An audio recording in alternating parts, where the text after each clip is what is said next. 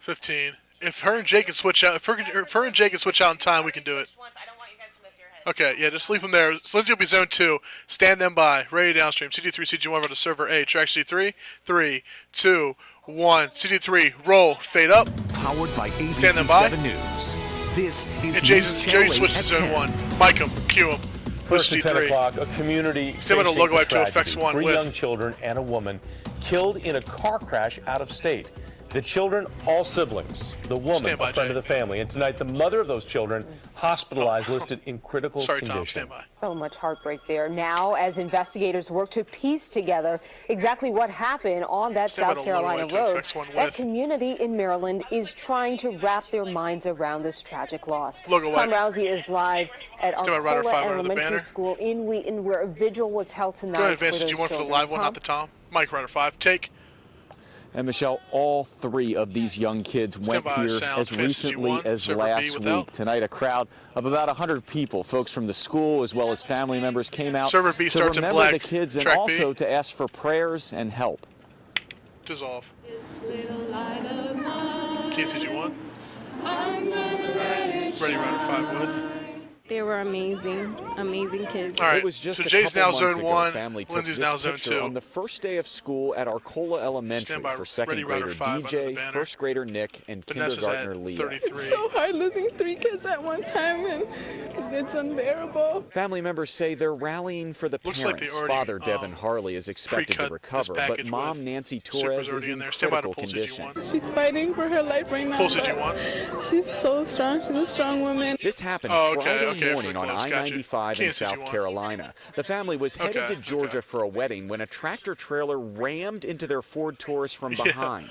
The truck went on top of the car and both vehicles went off the road. The children, along with 27-year-old family friend Lonnie Tran, were killed. I was at work when my husband called me and he told me the news. Carlo Osorio says it doesn't appear the family had health insurance. She launched a GoFundMe page to raise money. We'll start with that everyone, please, in their own. Always so sweet is the outcue. Ready, Rider 5. It'll help us 10 seconds, stand by. But everyone at the vigil knew nothing can bring back 3 special kids. Always smiling, always so sweet.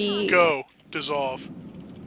Vince, do you want? Now, the mother, Nancy Torres, is at a hospital in North Charleston, South Carolina. Authorities down in that state are still investigating exactly what led that tractor trailer to hit the family from behind. Reporting live tonight in Wheaton, I'm Tom Rousey, News Channel 8. Tom, thank you.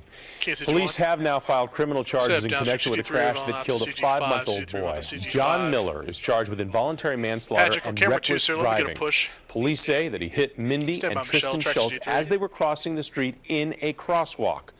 The boy was killed. Witnesses reported seeing Miller with a phone in his hand just moments before the crash. Roll, take cue. Right now, an active Amber Alert after a 4-year-old girl was abducted. Police in Charlotte County, Virginia are searching for Annabelle Richardson. They believe she was taken by Dylan Richardson, and the two could be in a burgundy 1995 Chevy van. Police haven't said what the relationship between them is, but say that the girl could be in extreme danger. So if you have any information, give police a call right away. Here's something we're just getting into the ABC 7 newsroom right now. There's new information about the short list of names to be President-elect Donald Trump's Secretary of State. And tonight, former New York City Mayor Rudy Giuliani was named a favorite. Lindsay Mast is now following these developments from the Satellite Center. Lindsay? Yeah, well, there's been speculation for days about what role Rudy Giuliani would play in the Trump administration, and he was asked point blank about it just the other day. Take a listen. I have no expectation. All I do is give my advice. Miker. What is surprising tonight is that his name is being floated for Secretary of State instead of Attorney General. So remember, Giuliani is a former federal prosecutor, but he's better known as America's mayor after 9/11. Some of Trump's other picks are drawing a lot of criticism tonight. There's still a lot of open positions. Lucy G1. All right. All right, Lindsay, thanks. And President Obama left Joint Base Andrews this evening for his final international trip as president. He is on his way to Greece, then to Germany, and then Peru. But before leaving, he did stop by the White House briefing room, holding his first news conference since the election. The outgoing president spreading a message of unity and tolerance when it comes to Americans accepting President-elect Trump. Jay Korf has more of President Obama's message. Track B, take. The people have spoken. KCG1. Donald Trump will be the next president. Monday, President Obama said he respects the will of the voters, but also noted his disappointment in voter turnout. He also voiced his concern in terms of President-elect Donald Trump's temperament in certain regards, noting the campaigns are different from governing. Do I have concerns? Absolutely. Of course I've got concerns. He and I differ on a whole bunch of issues. But he stressed that he believes Mr. Trump wants to do right by the American people. I think he's sincere in wanting to be a successful president and moving this country forward. The president also made clear that he and his team are working diligently to make sure Mr. Trump's transition to power is as smooth as possible. Because my goal is AO16 prompter, AO16 prompter. America's in the strongest position possible, and hopefully there's an opportunity for the next president to build on that.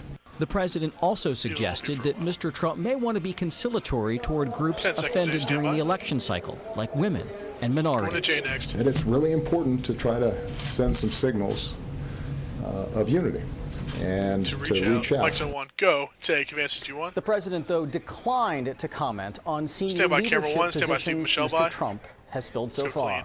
Reporting live in the newsroom, Jay Korf, News Channel 8 at 10. Mike and both. Take you. All right, let's talk about the forecast right now. Storm Watch 7 meteorologist Steve Ruding joining us. And we had some rain today. Are we done with it for the week? A little bit more rain for the overnight hours and a few isolated showers may continue into early tomorrow morning, but we're more confident that most of the rain out of here by the morning rush hour commute. Nighttime low temperatures in town fall into the 40s. And tomorrow looking like a pretty nice day. Once we get the clouds out of the way during the early morning hours, out to lunch forecast shows brighter skies. Temperatures that will eventually make it into the middle to upper 50s to close to 60 degrees. Now we have a warming trend that's on the way for the end of the week and into the upcoming weekend. Plus looking ahead to Thanksgiving Day. Whew, hard to believe that's coming up. We'll talk about that in just a few minutes. Just a week away, Steve. We'll see you then. Thanks. Developing tonight, a very disturbing investigation ongoing in Ashburn. A man already on the sex offender registry is accused of following two girls into a restaurant bathroom and then assaulting them. Luis Orr works at Elevation Burger in Ashburn, and that's where this happened. He's now been charged with abduction and sexual assault of somebody under the age of 13 years old. Police say that Orr is the sex offender registry. He's on there because of an incident that happened when he was a teenager. A school community demanding answers after an after-school counselor is arrested and charged with sex assault, accused of touching a young girl on the playground. The owner of that program met with parents tonight to try and put them at ease. But parents want to know how this happened to begin with and what's being done to keep it from happening again. Tim Barber is live with what both sides had to say tonight. Tim? Take. Advantage G1. Parents at this school and parents at other schools with the same program, they came here and they filled this cafeteria here and they asked what happened, how did this happen, and what's being done about it. Take. After-school counselor Raul Alejandro Ramos is suspected of sexually abusing a 5-year-old girl at Flower Valley Elementary. So tonight, the owner of the company that employed Ramos held a meeting at the school to face concerned parents. As the father of 6 kids, if something like this happened in the child care center or the school I was in, I'd want to have as much information as possible. Bob Sickles says Kids After Hours has been in business for nearly 30 years without any allegations of sexual abuse. What kind of background checks do you guys do to make sure that the people coming in are on the up and up? Yeah, the background checks actually are wonderful. They go ahead and they go through the FBI database as well as the state of Maryland. The Montgomery County Police Department was tipped off to Ramos by Child Protective Services. Detectives believe the 21-year-old suspect inappropriately touched the 5-year-old girl several times in and outside the school between August and November.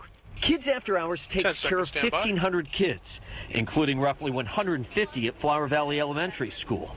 So the police are working to make sure other kids were not harmed. Like say two. Go. Take. Advantage G1. And we tried to talk to some of the parents once they walked out of this store, but understandably this is a difficult subject and they just didn't want to talk tonight.